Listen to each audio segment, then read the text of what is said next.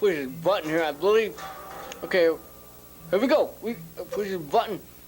I believe we got it. All right, here we go. TV show. Here we go. Hold down, man. Hold down. Critics called them lewd, lascivious, yet lovable. With a unique blend of wit, cynicism, and Pabst Blue Ribbon, the Nichols brothers made their mark in the world of sketch comedy, forever changing the way their loved ones felt about them. Yet they kept on with the show, and could have made it to the top, but, I quote, prefer to be on bottom. Settle in as we take you into a Nichols worth of comedy. Her life's ambition was to be a star. Could never recover from the public scandal.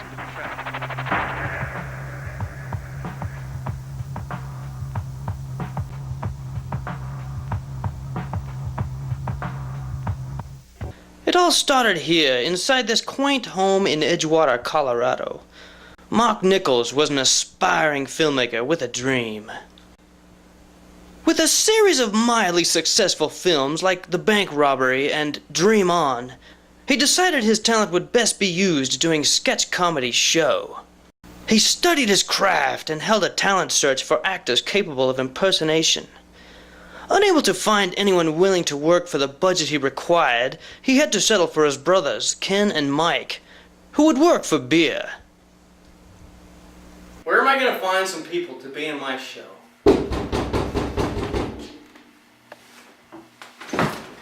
Hey, brother, you home? Hey! What's up? Hey, where's the cat? How are you doing? Hey. I'm dressed up all funny and shit. You look like a Well, I'm thinking of making a comedy show. comedy A comedy show. that's funny. I've been auditioning all day. Nobody fits in. I mean, I need some guys to play, getting some crazy outfits, They didn't have a lot of experience, but they worked for beer. Well, I had a family and all, but it sounded like fun. Free beer and whatnot. But drive all the way down. And, no scripts, no sets. Oh, but he did have a prop closet, that's right. It had like 3 wigs and a smoking jacket.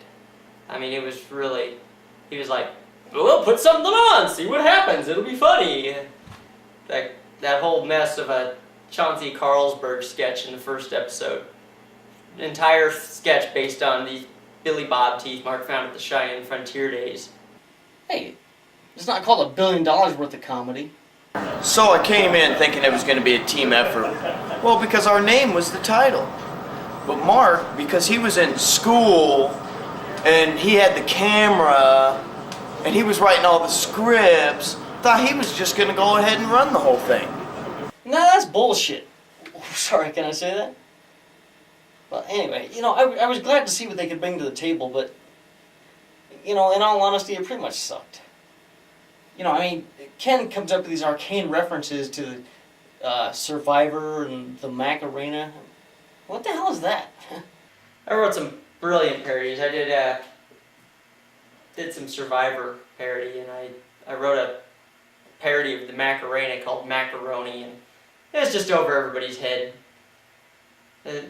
I'm the only one on the cast that doesn't know that the world kept spinning after the Beatles broke up. So, finally I broke down. I wrote a parody to the Beatles, Paperback Writer or something like that. And I don't know. Probably got used for toilet paper. One thing they could agree on was that it was going to take more than 3 brothers to make the show a success. Mike called upon friends, Steve and Bill, who had appeared in such films as The Bank Robbery. They would also need somebody to play female characters. I wanted to get, our girlfriends or audience members to play the female parts, because the cast members wouldn't do it. I mean, Monty Python did it. He tried to give me the date of black guy, just so he could be on the show. The first show was sloppy and unrehearsed. Yeah, the first show was pretty sloppy and unrehearsed. I hated the first show. It was just crap. It was probably my own fault because I had some ideas and I wanted to use them, but I kind of just kept my mouth shut and I settled for crap like Carl Yancey. Chauncey Carlsberg, who cares? It was stupid. They couldn't avoid the comparison to In Living Color, with Mark being their Keenan, Ken and Mike being the equivalent to Damon and Marlon, and of course the rest of the cast. Think Jamie Foxx, Tommy Davidson, and David Alan Grier. Some critics even refer to the show as In Lack of Color, but Mark knew they were going to need a Jim Carrey if they were ever going to get this vehicle off the ground. You know, I really needed somebody who could do impressions. You know, there's only so many characters a cross-eyed guy who refuses to shave can imitate. Mark called a childhood friend, Sean Hockey, who lifted the show to the creative force he knew it could be. Sean came at a time when the rest of us were really burnt out. Sean, he's so hyped up. Everybody pretends he's all big because he can do some kind of an accent. Who cares about some foreign accent? I mean, I can do a foreign accent. He's behind me, isn't he? You know, not only was he a brilliant actor, but he was always on time and ready to work. You know, he always had the great characters, and plus he had a computer so we could go digital. By the third episode, the show was a whopping success, watched by almost everyone in it. By the third episode, I think we really found our voice. You know, we really got into it, but unfortunately we lost our core audience. Indeed, the Nichols brothers' own family was disgusted by the new direction and refused to watch the show. Nichols and comedy are like trailer parks and tornadoes. Whenever they get together, it's disastrous. Hey, did you just say something about my family? The cast has succumbed to the excess of fame, success, and drugs. Success had gone to Ken's head, and he was showing up less and less. I think it was the Mr. Smoothie that gave Ken the David Caruso complex. First off, it takes me almost an hour to get to the studio. Nowadays, maybe 2. And I'd show up, everybody'd be drunk, we'd end up doing heroin all night, we'd tape whatever we're doing. It wasn't even a written sketch, it was just, hey, let's tape a bunch of drunks playing poker. How funny is that? Success was like a drug. Or maybe it was the drugs. You know, it got so bad that eventually I had to take the camera up to Ken's house just to edit him into the show.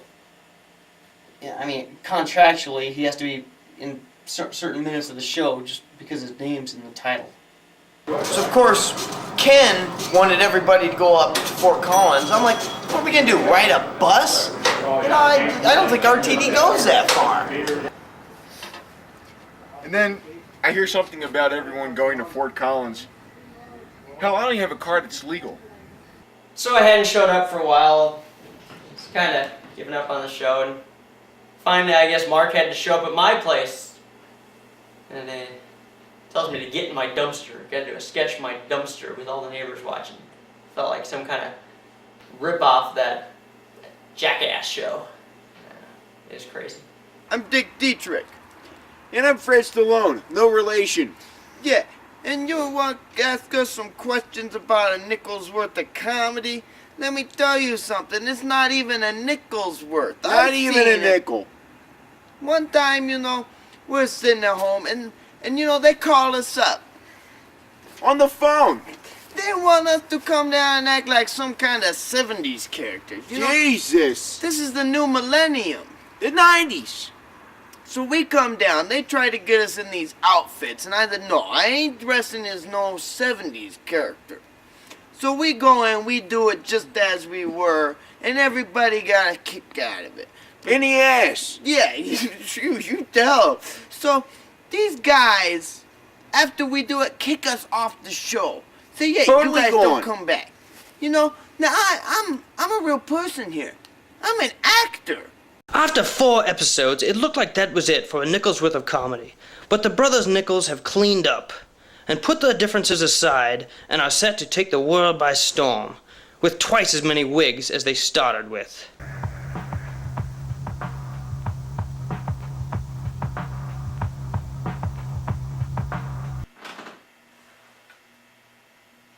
It's too much trouble to get a beer over here?